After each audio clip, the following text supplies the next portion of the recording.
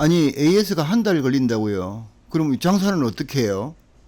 자, 여러분 안녕하십니까? 에어컨 박사TV 고 대표입니다. 자, 오늘은 비가 많이 와서 일을 하고 비를 쫄딱 맞고 일을 하고 지금 들어왔는데요. 혹시 이제 오늘 이 영상은 고객분들이 좀 보시면 좋을 것 같아요. 지금 AS 한번 신청해 보셨나요? 길게는 한 달이 넘게 걸리고 짧게도 보름 이상 걸립니다. 이 더운 여름에 에어컨을 가지고 장사를 특히 하시는 분들, 에어컨 고장이 났는데 AS 신청하면 보름씩 걸리면 장사를 어떻게 하겠습니까? 자, 이에 대해서 이제 에어컨 기술자 입장으로서 좀 몇 마디 한번 해보고자 합니다. 지금 그러면 왜 이게 에어컨 서비스 대란이 일어났냐? 자, 이러하면 여러 가지가 복합적으로 이루어져서 그렇습니다. 자, 제일 첫째는 에어컨을 판매를 한 제 같은 사람이죠. 이제 제 같은 사람이 설계를 잘 내어서 AS가 발생하지 않도록 설계를 해서 평수에 적당한, 그러니까 부하계산이라는 걸 그냥 안 하고 대충 눈여겨서 하다가 보면 이렇게 더운 날씨에 실제로 들어오는 외부의 열기가 100이라고 하면 에어컨에서 나오는 용량이 100을 넘어서야지만 시원해집니다. 그런데 한 90 정도 에어컨에서 용량이 나오고 밖에서 들어오는 열기는 100이 들어오면 시원하지 않고 자꾸 더워지겠죠. 그래서 이제 AS 발생하는 부분이 있고, 이제 그래서 설계를 잘 내야 됩니다. 건물이 단열은 어떤지, 그 다음에 사람은 얼마나 빈번하게 출입을 하는지, 내부에 열이 날 수 있는 기계들이 있는지, 이런 걸 면밀하게 검토를 한 다음에 부하 계산을 해서 설계를 해야지만 됩니다. 물론 이제 가정용 같은 경우에는 기본적으로 우리가 특별하게 나는 더위를 너무 많이 타기 때문에 용량을 좀 큰 거를 해주라는 분도 계시긴 한데, 가벼운 차림으로 계시고, 그 다음에 주로 이제 해가 지고 난 다음에 에어컨을 많이 쓰기 때문에 그나마도 좀 문제가 없는데요. 상업적으로 쓰시는 분들, 손님이 많다거나, 그러니까 문을 열었다 닫았다는 횟수가 많다든지 할 때는 그에 상응하는 용량을 반드시 설계를 하셔야 됩니다. 자, 그 다음에 두 번째가 이제 설치하는 사람이지요. 자, 설치하는 사람이 참 우리의 지부를 제가 다 말씀드리기는 좀 그렇습니다만 일부만 말씀을 드릴게요. 먼저 아파트, 가정용 에어컨부터 말씀을 드리도록 하겠습니다. 가정용에도 다배관 설치를 하는 방법이 있고, 그 다음에 단배관으로 이제 하는 방법이 있습니다. 단배관 같은 경우에는 실외기에서 메인 고압 저압이 하나 올라와서 분지관을 통해서 각 방으로 이제 에어컨이 하나씩 가게 되겠죠. 그걸 이제 단배관이라고 하고, 다배관은 실내기 에어컨에서 전부 다 하나씩 전부 다 실외기로 오는 다배관 방식이 있습니다. 뭐 어느 방식도 특별하게 뭐 문제가 있고 그렇지는 않습니다. 이제 아파트 같은 경우에는 단배관보다도 다배관을 하는 게 조금 유리하다는 분도 계십니다. 왜 그런가 하면은요, 단배관 같은 경우에 중간에 냉매가 샌다든지 또 중간에 인테리어를 조금 다시 할 때 문제가 생기면 천정을 뜯어내기가 굉장히 복잡합니다. 그리고 전 에어컨이, 집에 있는 에어컨이 다 가동을 안 하게 됩니다. 그러나 단배관 같은 경우는 하나만 잠가버리고 나머지를 임시로도 쓸 수가 있거든요. 그래서 이제 그런 서로의 이제 장단점이 있는데, 단배관이 효율은 조금 더 높다고 이렇게 이제 되어 있습니다. 자, 설치하시는 분들이 진짜 내 집에 에어컨을 설치한다 생각을 하고 꼼꼼하게, 이거는 적어도 이 에어컨을 시설을 하고 난 다음에는 AS는 없다, 이런 생각으로 설치를 해두었다면 크게 문제가 없는데요. 좁은 공간에서 그 다음에 천정 높이도 높지 않고 하다가 보니까 대충 해가지고, 특히나 이제 물이 새서 문제가 되는 부분, 중간에 보온재 있지 않습니까? 이제 고무발포제 보온재를 쓰는데 반드시 거기에는 그 본드를 칠해가지고 한 번씩 비벼가지고요 딱 붙여야 됩니다. 결로라는 게 천정 속에 덥고 습하다가 보니까 그 결로가 빵울빵울 떨어져 가지고 예쁘게 인테리어 해놓은 천정을 다 망치게 됩니다. 그러면 쓰시는 분 골치 아프고, 그걸 또 시공했던 분도 골치 아프죠. 그래서 처음부터 중간에 절대로 이피뎀이 눌러지거나 찢어지거나 이렇지 않게끔 잘 설치를 하셔야 됩니다. 그 다음에 아파트 같은 경우에 제가 이제 지부를 말씀드린다고 했지 않습니까? 자, 에어컨을 대규모 아파트 단지에 설치를 할 때 이 비용을 아끼려고요. 모든 에어컨을 한 기사가, 한 팀이 다 하는 게 아니고, 자, 배관은 이 회사의 누가 설치하고, 그 다음에 뭐 드레인은 누가 하고, 이제 그리고 나중에 실내기, 실외기 설치는 또 누가 하고, 각자 다 다른 사람들이 설치를 하게 됩니다. 그럼 이제 비용은 줄어들겠죠. 너는 한 대 하는데 얼마, 옆내는 한 대 하는 배관 하는데 얼마 해가지고 하다가 보면 전체적인 비용은 줄어드는데, 실제로 그러게 되면 책임 소재가 불분명해집니다. 우리가 어떤 일을 할 때 이제 알파 오메가까지를 다 해야지만 이 에어컨 자체가 이상이 있을 때 전부 다 문제가 생기면 기계 자체의 고장이 아닌 그 전체의 고장은 동배관을 하건 드레인을 하건 통신선을 하건 전기를 하건 모든 게 한 팀이 다 해결을 해야 되는 거 아니겠습니까? 그러다 보면 문제가 있을 때 이 팀이 능동적으로 대처를 할 수가 있습니다. 이것도 제 생각에는 인건비가 비싸다 보니까 어쩔 수 없이 이렇게 되는데 이것도 좀 개선해야 될 부분이 아닌가 생각이 듭니다. 자, 여기까지만 하겠습니다. 더 깊숙이 하게 되면 돌맞을지도 모르겠습니다. 자, 그 다음에 이제 세 번째로는요, 메이커입니다. 메이커. 자, 지금 에어컨이 이제 여름이 되면 폭주를 하지 않습니까? 폭주를 이제 하다가 보니까 조금 옛날로 돌아가서 한번 이야기를 해볼게요. 옛날에는 서비스 지정점이라는 게 있었습니다. 한여름에 서비스가 폭주할 때 서비스 지정점이 이제 그 일을 좀 대신해서 이제 일정한 그 비용을 이제 발생하면은 한여름에 에어컨 설치하는 것보다 또 비용을 좀 더 벌 수가 있는 이런 또 제도가 있었습니다. 지금은 서비스 지정점을 거진 두지 않습니다. 이제 중술이라 해가지고요. 그러니까 하이엠 LG 기준으로 하겠습니다. 하이엠 솔루텍에서 가가지고 이거는 이런 고장이 났으니까 이거는 우리가 할 게 아니고 이제 설비니까, 그러니까 동배관이 구멍이 났다든지 아니면 인테리어 하다가 못을 봐가지고 구멍을 냈다든지 아니면 어떠한 원인에 의해서 설비 쪽, 그 기계 말고 설비 쪽 드레인에 뭐 문제가 생겼다든지 이런 부분에 대한 거는 중수를 해가지고 받는 일부는 있습니다만 그 외에는 지금 다 하이엠 솔루텍에서 이제 관리를 하는데 이 많이 폭주하고 있는 이 에어컨 AS를 이 사람들이 감당을 할 수가 없습니다. 불가능합니다. 그러다 보니까 어떤 문제가 발생하는가 하면 지금 자기한테 콜은 계속 들어오지요. 또 마음은 급하지요. 그래서 대충 하고 가는 경우들이 많습니다. 그래서 이걸 좀 이제 개선을 하는 방법은 조금 이따가 이제 말씀을 드릴 건데 꼭 좀 이제 개선을 해서 내년에는 이제 이런 문제가 없어야 될 거다 이렇게 생각이 들고, 마지막에는 고객입니다. 자, 제일 중요한 거 우리가 이제 가정용을 기준으로 하게 되면은 대부분이 냉방 전용을 설치하지 않습니까? 간혹 이제 저 교외에 있는 이제 단독주택이라 그러죠. 단독주택 같은 경우에는 냉난방기를 설치하는 경우가 많지만 일반적인 아파트 같은 경우는 대부분이 냉방 전용을 설치하게 되지 않습니까?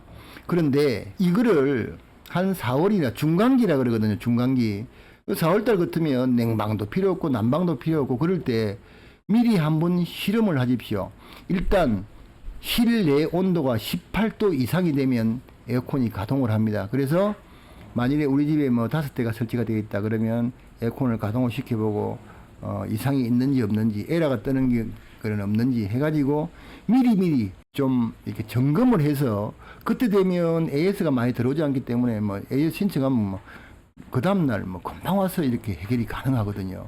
그런데 전혀 안 하다가 이제 7월달 돼서 뭐 햇빛이 딱 쨍쨍 뜨고 그 다음에 뭐 날씨가 엄청 더우면 그때 이제 전기 차단기 올리고 막 들어보고 문제가 있어서 이렇게 이제 AS 신고하는 거지요. 그때는 이미 AS가 포화 상태에 걸려 있기 때문에 금방 능동적으로 대처하기가 쉽지 않습니다. 그래서 우리 고객분들도 반드시 제가 조금 전에 말씀드린 첫째는 판매하는 사람, 두 번째는 설치하는 사람, 세 번째는 메이커, 네 번째는 고객, 이렇게 네 분류를 제가 이제 이렇게 다듬었는데 반드시 우리 고객분들도 에어컨을 이제 쓰시기 전에 좀 한산할 때 다 틀어가지고 이상이 있는지 없는지 확인을 좀 하시고, 그 다음에 실외기 쪽에 또 뭐가 막혀 있는지, 그 실외기 같은 경우에는 주로 이제 창고 개념으로 많이 쓰고 계시지 않습니까?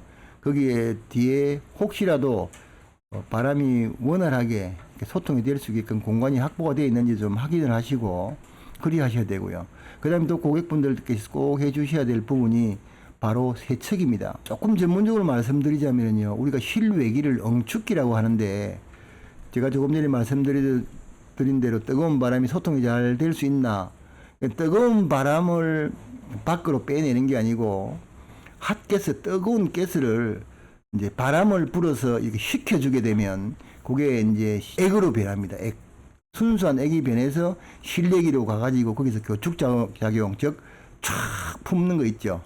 우리 스프레이 풀듯이 쫙 부으면 거기에서 이제 정발작용이 일어나고 주위에 있는 열을 빼앗아서 정발을 하고 다시 가스 상태로 돌아가고 이런 게 계속 이제 돌게 되는데, 반드시 이것도 실내기, 실외기 이것도 먼지를 꼭 좀 드셔야 됩니다.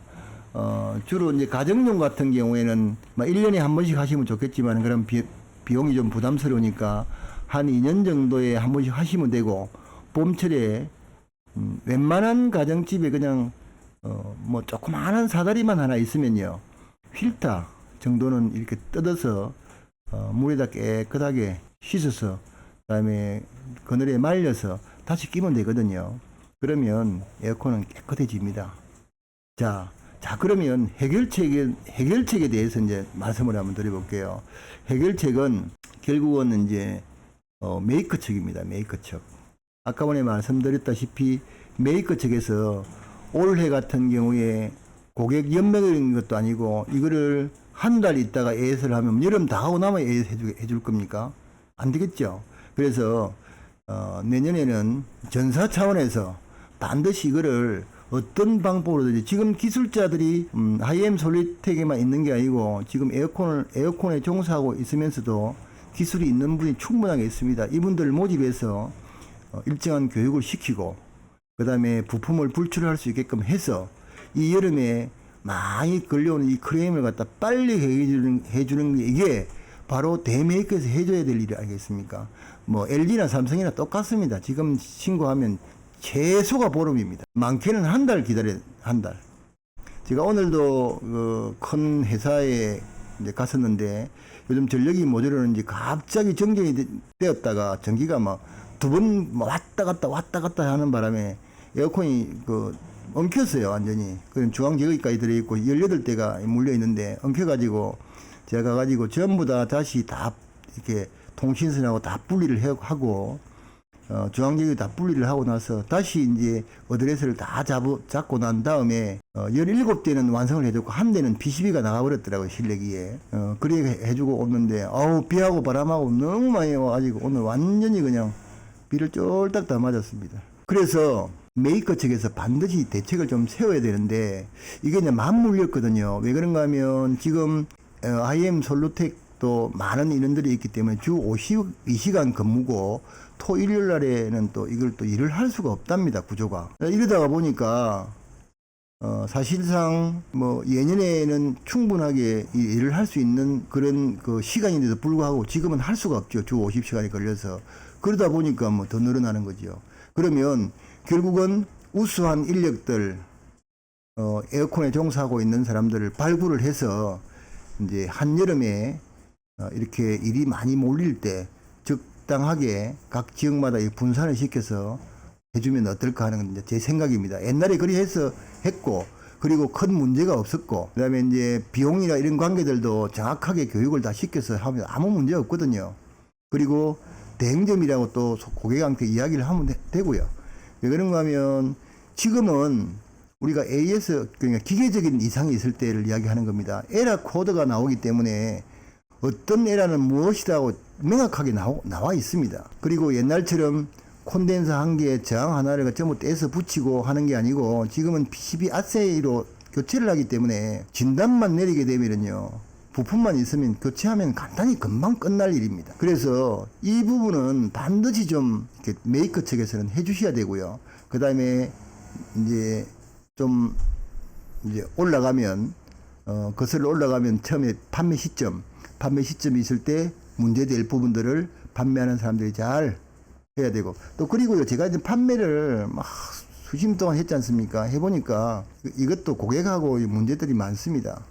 그러니까 만일의 경우에 이건 고객이 원하는 대로의 용량을 갖다가 여기다 놓게 되면 문제가 생기는데 그걸 팔아먹으려고 결국은 그거를 이제 고객한테 져가지고요. 기술자적인 자존심을 버리고 그리 하다 보니까 여름에는 분명히 문제 생기거든요. 그럼 파는 사람이 모르냐? 알고 있습니다. 여기는 이거 나오면 틀림없이 문제 생길 건데 계속 돌아도 뭐 시원해지지도 않고 어중간해가 문 열지도 못하고 닫으면 온도 올라가고 또 에어컨 고장 난 것처럼 이렇게 되는 경우가 비일비재합니다. 지금도 많이 있습니다. 그래서 파는 사람 입장에서는 반드시 전문가적으로 접근을 해서 고객의 그 어떤 비상식적인 이야기는 차단할 수 있는 능력을 갖춰야 됩니다.